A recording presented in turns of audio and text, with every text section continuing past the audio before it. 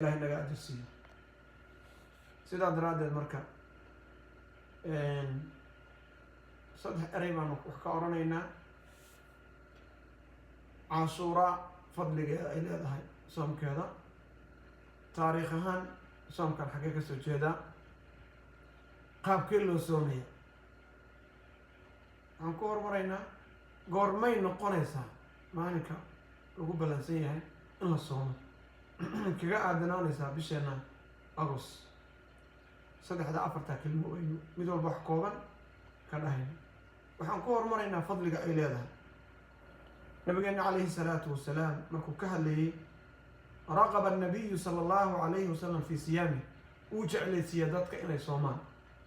xadiis muslim uu warinaya abu hurayra, nabigu wuxuu yihi salawaatu ullahi wasalaamu calayhi afdalu siyaami bacda ramadaan shahrullahi almuxaram.